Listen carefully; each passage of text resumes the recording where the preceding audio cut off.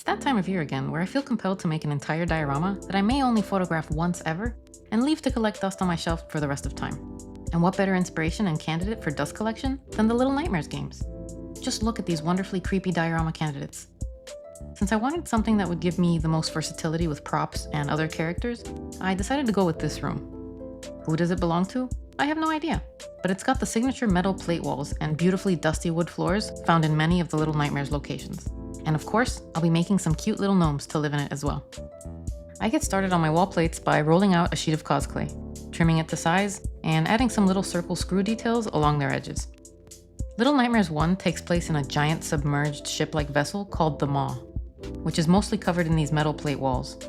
These walls are a defining feature of the game's industrial, claustrophobic atmosphere, particularly in the initial area known as the prison. We'll be making our own tiny prison here shortly. I want to sketch out the sizes and placements of my wall plates so I can more easily layer the clay rectangles in place. That's what this jankily taped sheet of paper is for. I decide where I want my first 3 humble clay wall plates to be and trace them onto my sheet. After that, I continue sketching the remaining plates I haven't made out of clay yet. So that I don't forget where each plate goes after I finish making them, I number the back of each clay plate as well as its location on my paper reference. After finishing all the remaining sibling plates, here's what it looks like. I also decided to add a little crack in the wall over here because I think it'd be cute for one of my characters to hide in there. Now it's time to weld our metal plates together into a proper wall. And by welding, I mean using some double-sided tape to adhere my clay rectangles to their foam wall backing. I honestly wasn't sure this was going to adhere properly, but they all held together surprisingly well. And with the last piece adhered, it's time to weather our wall. Just kidding, actually. Some of these pieces I decided not to adhere before sanding, since they'd be easier to sand individually. That includes some of these plates that jut out the most. This first bit of sanding I'm doing to smooth out some of the air bubbles that formed in my clay sheets while baking. And this last sanding pass is just to make all the tiles look somewhat evenly weathered. And I sanded these loose plates as well, of course. With all of our wall plates adhered, for real this time, I add our base layer of dark gray acrylic paint. After letting that dry, we do our first layer of dry brushing with some light gray acrylic paint. And our final dry brushing is with some light yellowish grayish acrylic paint to give it that dirty, dusty feel that all Little Nightmares locations have. Before I get started on our diorama floor, I bring out my wood stick chopper here, and these popsicle sticks that will serve as our floor planks. I try using the chopper to trim our first wood plank, but it feels like the blade is gonna bend and snap instead. So I bring out my Olfa blade to perforate the popsicle stick on each side until I can snap it off cleanly. After doing that about 30 more times, I start arranging the planks into their final floor pattern, and marking off where the last few planks should be trimmed. Similar to my wall plates, I numbered all my wooden planks on the top side, but then I was like, you know what? None of those numbers are going to be visible after I paint these planks. So I numbered all the planks again on the bottom and taped over each number so that they're still visible after painting. The planks get some nice weathering with an X-Acto knife, and after being taped down to my painting mat, the planks get a layer of watered down brown acrylic paint. After letting that paint layer dry, I dry brush the planks with some yellow-gray acrylic paint. And after an even lighter colored dry brushing, our planks are looking nice and dusty. Since I love this double-sided tape so much, I'm going to use it to adhere our floor planks too. I add 4 strips of this tape to my sheet of XPS foam, which will serve as the foundation of our floor. After peeling the backing on the double-sided tape, I add my floor planks one by one. The only real disadvantage of using tape rather than glue is that you can see the shine of the tape from certain angles between the planks. But that shouldn't be an issue from the camera angles and lighting I'll be photographing it in. And worst case scenario, I can edit the shine out of my final photos.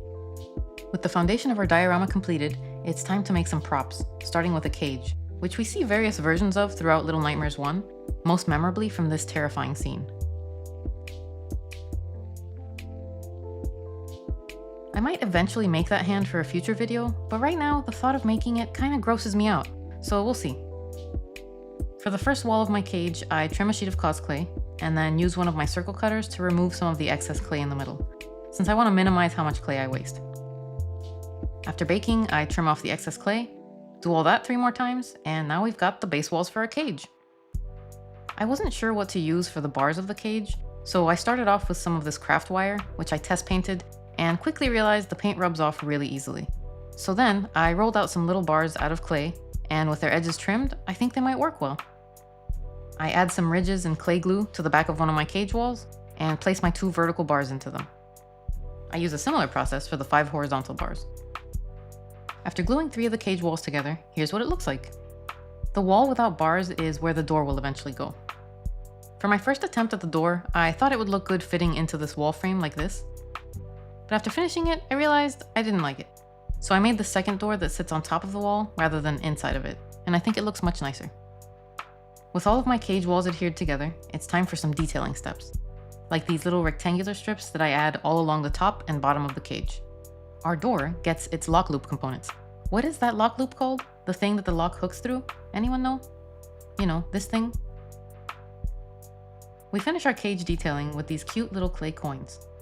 Speaking of cute, it's finally time to get started on our gnomes. For some reason, they're spelled N-O-M-E in Little Nightmares rather than G-N-O-M-E, but they're all cute, so it doesn't matter.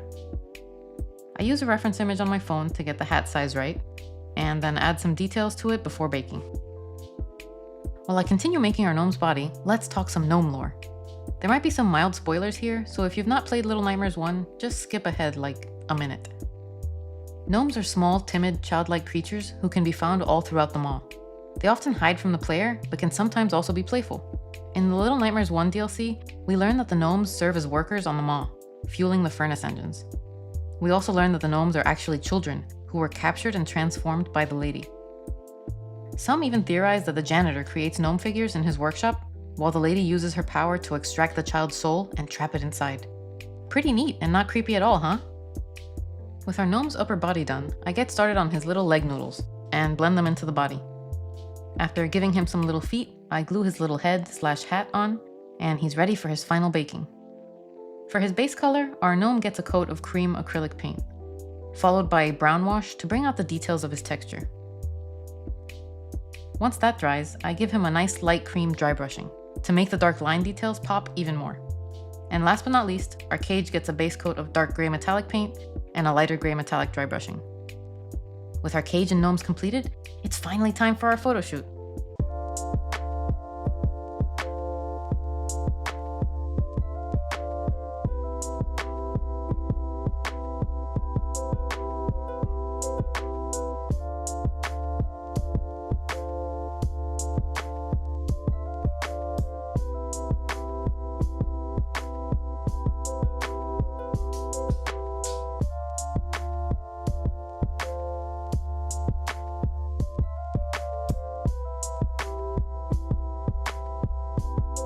Thank you so much for watching, and I'll see you in the next video.